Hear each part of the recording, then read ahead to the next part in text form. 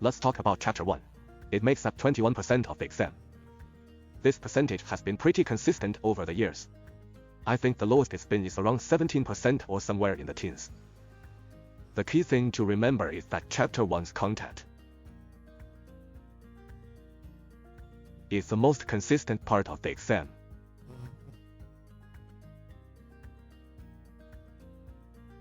It hardly ever changes. It's been rock solid for decades. So yeah, Chapter 1 is your constant. Okay, but why is that?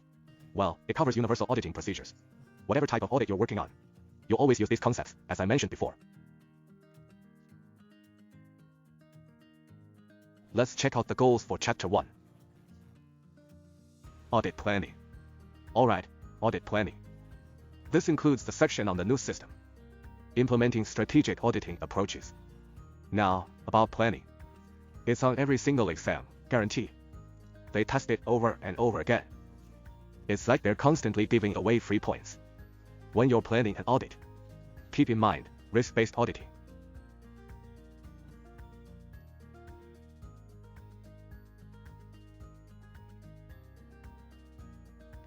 So, what exactly is risk-based auditing? Auditors are a rare and costly asset in any organization. Expecting auditors to be experts in everything is unrealistic. To be frank, an auditor with such expertise would deserve way more than $50,000 a month. This underscores their value and scarcity. Given the high cost and limited availability of auditors, there's a saying that you should put your best resources where they matter most. So, if an organization has 100 different operations, should we audit all 100 of them? There's simply not enough time. Isn't that so? So that's not feasible. What's the solution then? How do we focus our efforts where they matter most? We assess the risk of all 100 operations.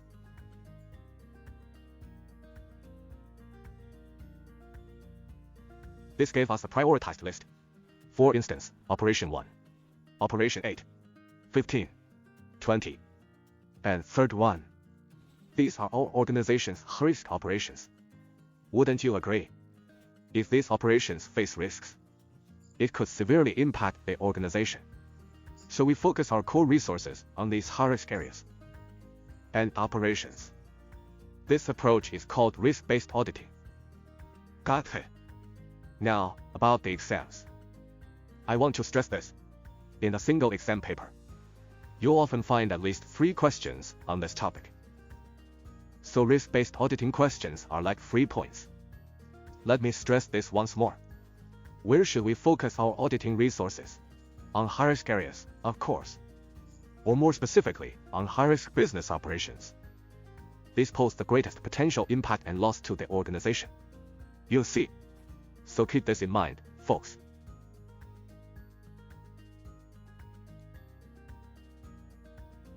Moving on to the third point. Sharing audit findings and recommendations with stakeholders. This topic always appears on the exam, with at least 3 to 5 questions. Consider this, Chapter 1 has only 32 questions in total. Look at this section here. It's got about 3 to 5 questions. That's quite a few, right? It's a pretty big chunk, actually. Now, about the interests involved, especially when you're talking to stakeholders. So what's the first thing you discuss? Progress, of course. People rarely talk about this part. What's there to discuss, really? You know what I mean. It never shows up on tests anyway. So what exactly are we discussing? We're here to go over the audit results. I've noticed some discrepancies in this area. Does that sound right to you? Right. I can show you the supporting data. Okay. Let's start with the first audit finding. Keep in mind, when it comes to audit findings, if they disagree with something, you have 2 options. First, if you have strong evidence, stand your ground. You'll see, regardless of what they say, don't budge. And the second option, if your evidence or testing method is flawed, you'll need to start over. Got it? You'll need to judge based on the situation and how the conversation goes. Now, about communicating the results. First, before you issue the audit report, who's the first stakeholder you should talk to? It's your supervisor. Your supervisor. Remember, you're the auditor. Keep in mind, even auditors have bosses. I'll say it again. Auditors answer to someone too. Sure, auditors need to be objective and independent. But before finalizing your report, your superior needs to review this. They need to check if this report has any issues. Who exactly is this superior? It's our audit manager. This topic frequently appears in exams. Okay. Moreover, when you communicate audit results, it's important to align with key stakeholders. In brief, what agreements should be reached with the auditee, the audit findings, audit results, including action plans for audit findings, timelines and other details. All these need agreement. Therefore, all recommendations are improvement proposals based on audit findings, or corrective actions. Correct. Improvement methods. Let's agree on an improvement timeline. Once the audit is done, we need to do an audit follow-up. It's always on the test, guaranteed. What's an audit follow-up? Well, we schedule. Let's say in 2023, May 1st, for instance. We aim to address all audit findings by then. So on May 1st, I'll check on those initial issues, as well as your implemented improvements. What's my next step? I'll conduct a follow-up review, or perform a reassessment. It's essentially a re-audit. This process is called audit follow-up. We assess if the identified risks have been mitigated. These risks were identified in my previous audit. Findings. The issues we uncovered. Again, this is what we mean by audit follow-up. We'll also assess IT controls and management practices. Now, about IT control management. It's basically what we call internal control. Then we use data analysis to streamline the audit process. In this area, you'll typically see 1 or 2 questions. Like for example, online audit techniques and their benefits, things like that. We also provide advice and guidance to organizations. But remember, if you give advice, you can't do the audit. You've got to be careful about separating duties, right? Then we look for ways to improve IT policies. So, what's this all about? Auditing reveals 2 key aspects. First, operational efficiency. Second, the results achieved. Chapter 1 has 2 main parts. First, the planning phase. Regarding this planning, we've already discussed its foundation. Risk-based planning. I'll stress it again, risk-based planning. The second part is execution, which follows the planning phase. Keep in mind that auditing is essentially a project, right? It's all about project management. So we have planning and execution phases, you see. Now, in creating this video, I've included an additional section, I've added some extra material. Regarding this extra content, let's talk about what's in those materials I sent you all. It's the IT Audit Framework, specifically version 4.0 content.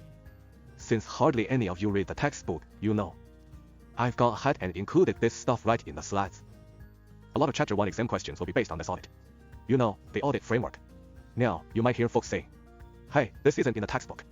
So why is it on the test? Well, it's because the audit framework specifically calls for it. You absolutely need to read this stuff. So, these are the main points we'll cover in Chapter 1.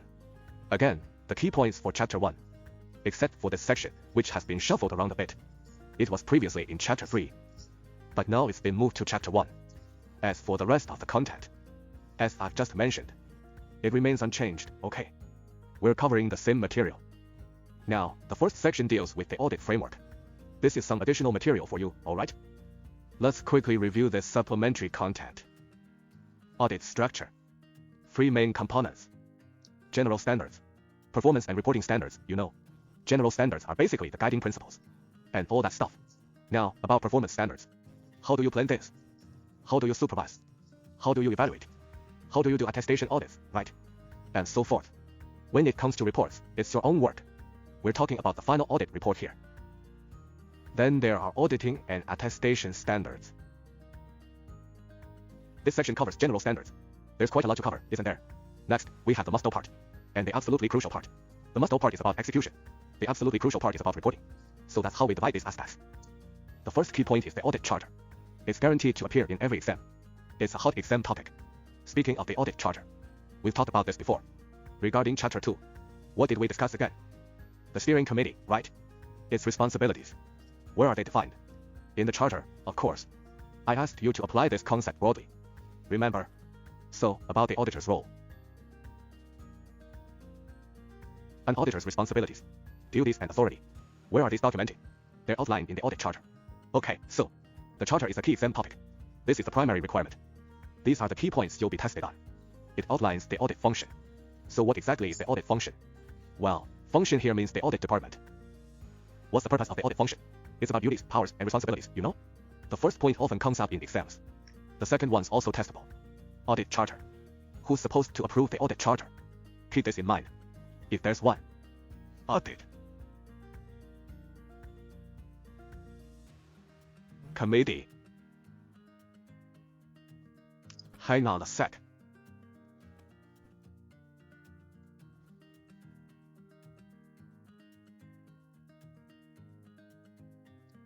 If an audit committee exists, the audit committee approves the audit charter. Alright, let's move on. I want to stress this point again. If there's an audit committee in place, the audit committee is responsible for approving the audit charter. If there's no audit committee, the board of directors approves it. I remember I mixed this up once in class, during the lecture. Sometimes I get tongue-tied and mix things up. What did I say wrong? I said the board selects the board, not the board selects the audit committee. Let me fix that. It's the audit committee selects the audit committee, not the audit committee selects the board. The reason is, the audit committee reports to the board. So that's the correct option. The other one is incorrect. Got it? During exams, this topic often comes up. If there's an audit committee, it approves first. Without an audit committee, you pick the board, right? Look at the 4 choices. Got it? Audit committee, pick that. It's a no-brainer. No committee, then board. This is primarily for the exam. What's the third item? Kickoff meeting or engagement letter. These are documented in the charter. For internal audits. Internal audit refers to your company's audit department. That they audit business departments. That's internal audit. In the case of internal audits, all duties are outlined in the charter. For external audits, what is an external audit? It's done by outside parties. For instance, when a firm like KPMG audits your company, that's called an external audit. So, external audit. The external auditor's duties and powers. Where are they documented? They're outlined in the engagement letter. Alright. What do we call this document? It's basically a contract. However, in the C3 framework, we call this an engagement letter. Got it? Let me stress this once more. External auditors' decision-making powers and duties. Where are these documented? In the engagement letter. This is exam material, folks. Alright. Organizational independence. So what's organizational independence all about? It means the audit department or function, or the audit team, you know, has to stay independent. And what's independence, you asked? My work isn't remotely connected to yours. That's why I can audit your work without hesitation. No need to be considerate, really. We're friends, after all. I can't bring myself to do it. Oh, well, I'll do it for old time's sake. These problems we're discussing. Sure. I've seen this before. This is absolutely real, you know. Many crucial industries are involved, or critical institutions. I haven't observed this practice in our country, but I've seen it overseas. For example, the audit department is not allowed to socialize with other departments within the organization. If personal relationships develop, it becomes difficult to ensure impartiality. Wouldn't you agree? So, as a result, what we're safeguarding here is the audit department's organizational independence. Next tab. Auditor independence. Alright. If an auditor finds out, you know, their independence in auditing is compromised, keep this in mind. They must report it. Now, this is interesting. Let's say an auditor. What's the issue here? He's now auditing the network. But just 6 months ago, he was the IT department's network manager. So, in this situation, what do we have? We have a conflict of interest, don't we? What's the solution? Remember, never pick apologizing and refusing an audit. This approach is completely incorrect. Just remember, in the exam, avoid responses that are too rigid. Don't choose answers that lack emotional intelligence. You know, EQ stands for emotional quotient. But I said poor. These days, I'm really out of practice. I can barely write anymore. There's no straightforward option here. Let's say, wow, an auditor, right, finds a conflict during an audit. There's a conflict of interest. What should they do? Outright refuse. Just say no. These hardline approaches aren't how a savvy business person would handle it. Typically, these choices, it looks right, but in reality, they're all incorrect. So what's the proper way to handle this? Look, this statement is quite evasive, like beating around the bush. We should disclose it to the relevant parties, or at least communicate with them. What's that supposed to mean? Don't you think? Is there any guiding principle here? What's your take on this? Oh ma, I turned down the audit request because of a conflict of interest. This is the principle of building trust. Most people think this is the right approach, but they're mistaken. The truth is, you need to be emotionally intelligent. That you should inform the relevant parties. Like, tell your boss, for instance. Sure. Regarding the network audits here, I was in charge of this 6 months ago. I've just been transferred to the audit department. Now there's a conflict of interest. Is it possible to? Well, he's responsible for both. This kind of phrasing, it's what we call informing the involved parties. That, in exam questions, options like these, about disclosing to and communicating with stakeholders, are likely to be correct. I want to stress again, inflexible or poorly thought out options, almost 99.9% of the time, are definitely wrong. Keep this in mind, everyone. Now, moving on. Organizational independence. So, who's the audit department answerable to? They report straight to the board of directors, no one else. This means that they're completely separate from other business departments. There's zero connection, not even a penny's worth. And what does this guarantee? The organization's independence. In other words, the audit department must not handle any management or operational tasks in the organization. By doing this, we guarantee the audit's independence. Right. It's a sensitive topic to discuss. If we do, there's a lot to critique. Well, many organizations have audit departments that can't ensure independence. It's completely pointless. Their organizational structure is fundamentally flawed. What did we discuss earlier? Audit office objectivity.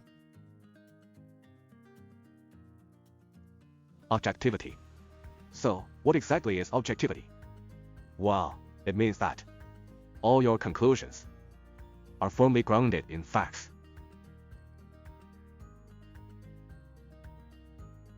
This is pretty tough, you know, being objective. When we talk about being objective, it means sticking to the facts, and not about your personal opinions or any biases. Taking sides prevents objectivity. Don't you agree? Personal stances are inherently subjective. Avoid taking sides. Leave out personal feelings. When it comes to emotions, they're all subjective. That's far from objective. Similarly, we shouldn't discuss your personal preferences either. Those are equally subjective. I once attended this interesting event. Well, you see, during this event, I met some international auditors there. One of them frequently travels around the world. For his job, he conducts compliance audits. He told us about a time when he audited a Japanese company. Let me share this interesting case with you. So, this company was directly discharging its wastewater. Where do they dump the industrial wastewater? They dump it into the ocean. He broke down in tears when he saw this. You know what I mean? It made me think. He started crying again. And then he cried even more. He couldn't believe the company would do this. I told him he was being childish. Don't you think? So you think they're breaking the rules, and you want them to fix it? Is it good enough? Can't your company just revoke their business license? Problem solved, right? Just notify them and cancel it. That. And then he can't handle it. Now, Japan's releasing nuclear wastewater into the ocean. What? You gonna die from it? That. So, the point is, stay objective. Stay objective. Rely on factual evidence. That. Don't bring that. Your personal feelings. Your so-called poverty mindset isn't acceptable. Auditors must remain calm, you know. Auditors must keep their cool. But sometimes, the more level-headed you are, the more prone you are to. In your social circle, you might find it easier to encounter certain challenges in other aspects of life. Others might find you difficult to connect with. You're always focused on the facts. That. You overlook people's feelings and their emotional states. They feel you're out of sync with them. I used to have an auditor's mindset. When you work in this field, you can really feel the difference. You mean no harm. But people might think you're not on their side, or they might fear you're being hostile, when you're really not. The thing is, you need to find a work-life balance. Don't let your work mindset seep into your personal life. You know, it could lead to problems. What hustle? An auditor's objectivity. Let's consider the conclusion that an unbiased attitude, handling governance issues, the findings. As said, it must be evidence-based. Isn't there? Alright. If this independence, auditor's objectivity, or independence is compromised, look, again, we disclose the issue to appropriate personnel. So, here's the question again. Who are these appropriate personnel? I just said. Remember, it's the auditor's boss or supervisor. Alright. Remember this, okay? Let's talk about appropriate staff disclosure. If an auditor is involved in IT initiatives and takes on managerial roles outside auditing, remember what we said earlier. An auditor can't be involved in any daily financial management tasks. You must maintain a clear distinction from other employees. You must be independent and impartial. Got it? If you're involved in other aspects of the company's financial management, in the future, your independence could be compromised. For instance, an auditor might say, "Wow, I gave them lots of advice during development. But they improved things based on my advice, so you can't audit them later." Or maybe, "Oh, wow, I'm in the middle of testing.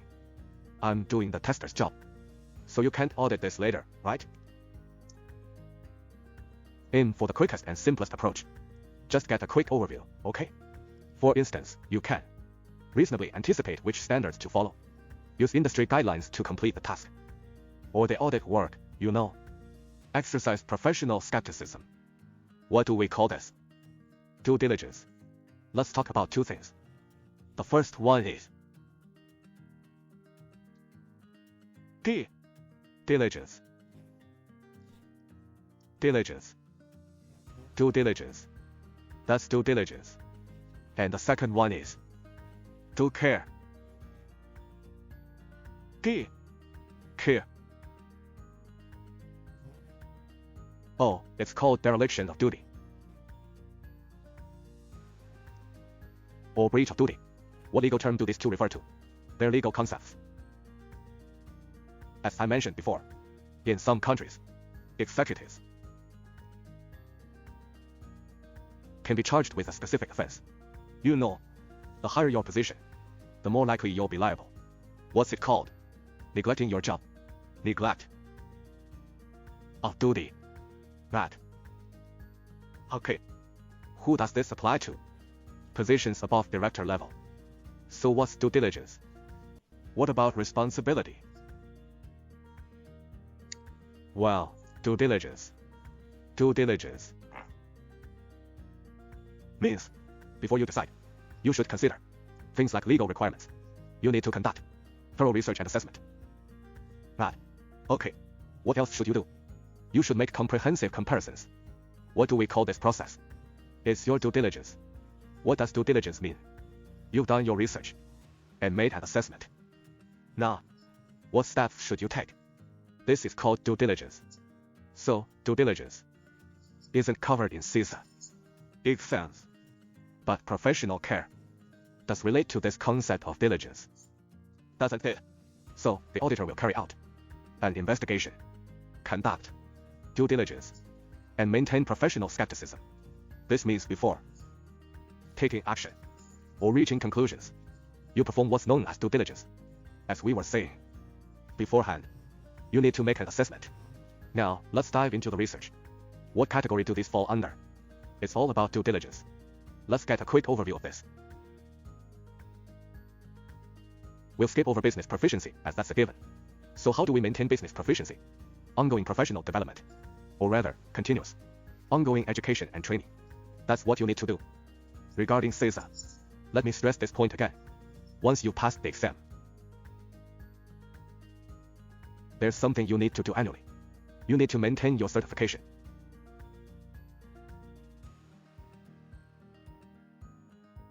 This maintenance comes with a cost, and it's not cheap. It's in dollars. If you're a member, the fee is about, oh, I can't remember exactly. It's $45. And if you're not a member, how much does it cost? Around $100, maybe a bit more. Oh, I forgot. Yeah, I can't remember. About that. If you think this certificate will be useful in the next 35 years, I'd recommend keeping it up to date. But if you don't think you'll need it, it's your call. If you let it lapse, after a year, your certificate expires. They'll just cancel it on you. Okay. If you want the certificate back, or keep it active, you'll have to retake the exam, you know. Anyway, just decide based on your own circumstances. So, to verify, management makes official statements about the issue. That's what we mean by verification. But, let's discuss appraisals. What's the point of them? It's for authorization, right? Or certification? Or appraisal? Anyway, let's not get hung up on definitions. Now, about evaluation criteria. When it comes to evaluation criteria, there's quite a lot to consider. They've got to be objective and reliable. For auditors' criteria, there must be a solid basis for choice. So you're saying I'm not up to par. What's your basis for that? Where are you getting this from? Which specific rule did I break? Which regulatory body? Which regulatory provision? Or which policy am I violating? And so on and so forth. Is it in the planning phase? What I mentioned so far is general knowledge. So what's next on the agenda? When it comes to the implementation phase, first, we start with planning. Risk assessment. As mentioned earlier, the audit is entirely risk-based. Isn't it? Therefore, once you've completed the risk assessment, you'll set the priorities. Then allocate resources based on these priorities. Your audit resources. This topic will be covered in the exam. Okay. We've discussed risk-based assessments, which naturally establish priorities. Then you allocate resources to high priority areas.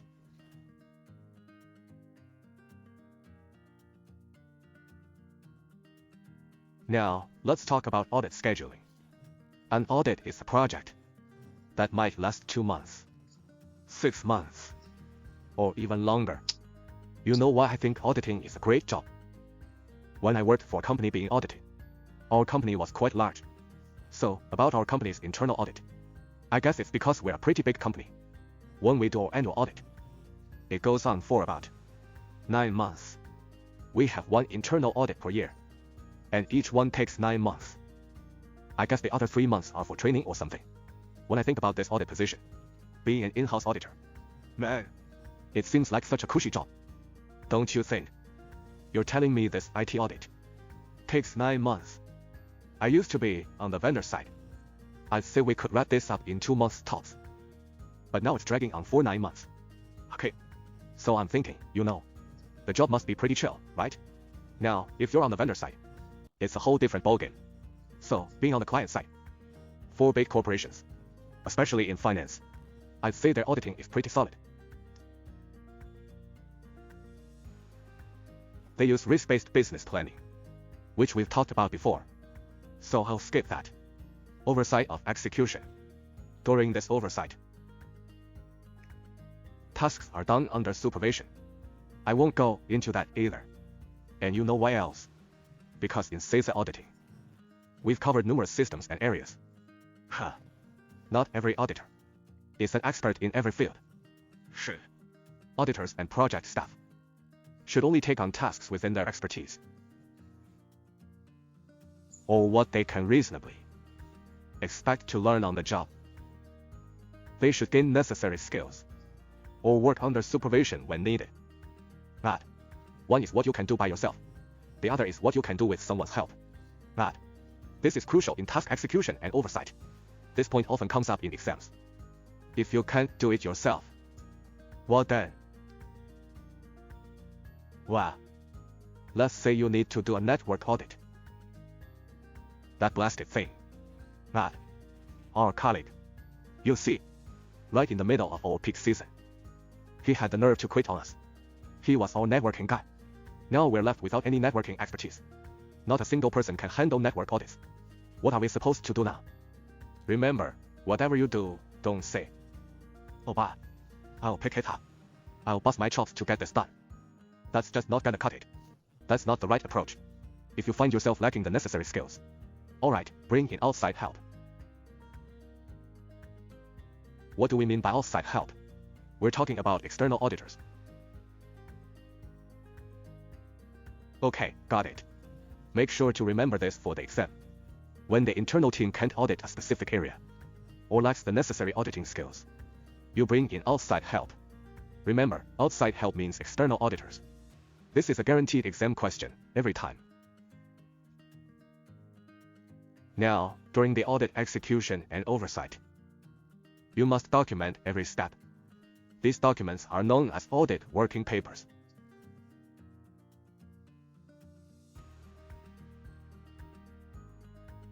But what exactly are audit working papers? In simple terms, they're basically a detailed diary of your audit. Now, let me say this again. Many students tell me, after completing the CISA exam, "I've never actually seen any audit working papers. Can you share an audit report with us?" I always turn them down flat.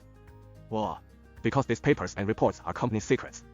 You see, I'm not going to share that with everyone, okay? I hope you can all understand. That's the first thing. Don't beat around the bush for ages, just to end up asking for that document anyway. Well, if I can't give you that second part, the materials I shared before already cover various audit methods, audit report templates, and templates for audit working papers, too. Feel free to use this as a reference. I made this available to all of you, okay? It's in electronic format. Therefore, don't ask me for any audit reports. I can't provide those, you see. Now, when it comes to finally preparing the audit report, remember, it all comes from the audit working papers. So, explain your audit work and evidence supporting your findings. Your report stems directly from the audit working papers. It shows what you've done, you see. What you found, both good and bad. Pinpoint the issues. Okay. Finally, you've got your report. Evidence. Your evidence needs to be solid. What counts as solid? Let's say you have 10 samples, or even 100. If you find just one issue, and then you jump to a conclusion that their management is subpar, that's not enough evidence. Let's say you have 100 samples. If you discover that 30 of them have issues, then you can reasonably conclude, wouldn't you agree, that the management in this area is inadequate? Okay. Now, let's talk about sufficiency. Sometimes you need to use other experts' work. When should you do this? Well, as I said before, when you don't have the expertise in-house. Exactly. That's why you might need to bring in outside help, like external experts or auditors from outside. When dealing with auditors, you'll be using the work they've done.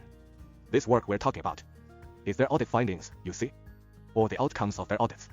Now, when you're relying on these outside experts, what's absolutely critical? The expert's credentials and skills. Right. Above all, independence is key.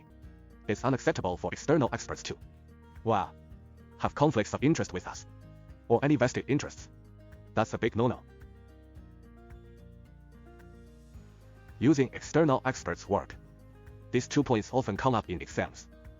The purpose of external experts' work. What's the use of their audit reports? They give us something, right? They provide us with. It gives us a benchmark to compare against our auditing capabilities. You see. Or what was that thing we talked about earlier? Basemark, wasn't it? Benchmark testing. For instance, we can use audit results from other experts to verify our own audit findings, you know? This point often comes up in exams, by the way. Now, what's the second point? If the expert can't provide sufficient evidence, then auditors must use alternative procedures to gather adequate evidence. Alright. Rule breaking and illegalities. How to handle discovered violations or illegal acts. 2 approaches. If it's a minor issue, say you discover, during management, during the audit process, you discover some violations. If it's a minor issue, the auditor can investigate themselves.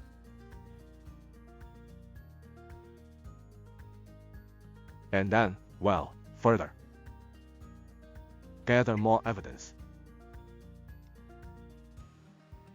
Okay, fine. No big deal. What about serious problems? Report big issues immediately. This'll be on the test, no doubt. What counts as a big problem? Anything illegal. You spot potential fraud in their accounts. Is that big or small? It's a no-brainer. That's huge, obviously. Isn't that so? So we need to report this ASAP. If we find any issues in the incident management process, particularly any violations, we can't brush it off as insignificant. It's no small matter, Don't you agree? So, folks, listen up.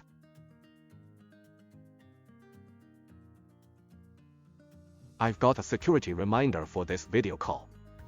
Don't apply for loans or do online banking while screen sharing. Remember, the National Anti-Fraud Hotline is 96110. Can you all see this security reminder, by the way? Warning, this meeting may be compromised. Double-check the identity of all participants. As I've mentioned earlier, what's the crucial first step to prevent online scams? Verify identities. With proper identity checks, scammers can't succeed. Don't you agree? Alright, let's close that now. Regarding the illegal acts we discussed, make sure to review them carefully. Report any serious illegal activities immediately. Got it? For internal management issues or minor rule breaking, keep digging, alright? Now, who do we report to? This is another common test question. They often ask who you should report to if you spot financial misconduct in the company. Okay, you've got two choices. First, the regulatory authorities. Second, top management.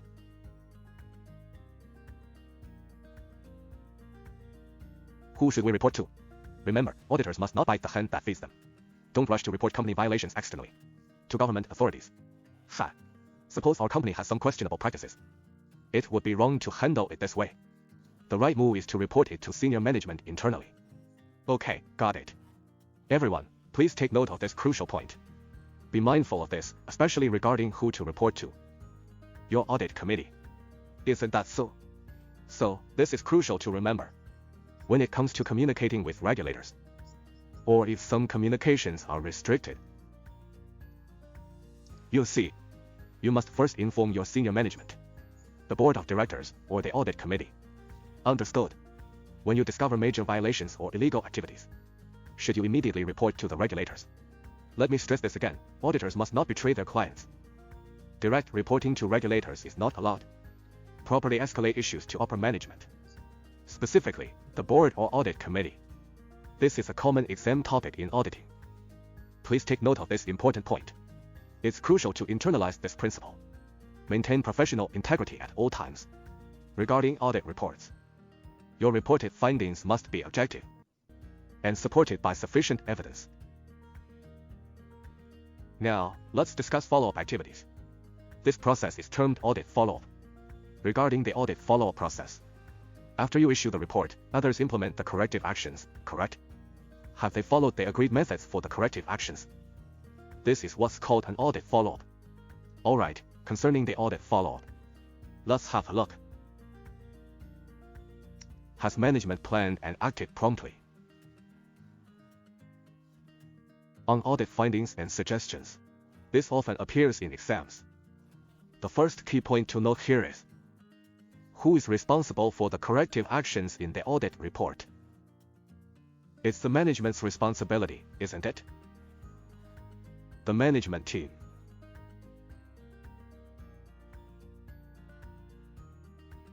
This is a key point that's almost always tested. The management should be accountable for the corrective actions in the audit report. Right. Next point. If the audit risk is deemed acceptable, wouldn't you agree? It should be discussed with management. If management accepts the risk, what's the next step? Notify the audit committee and board.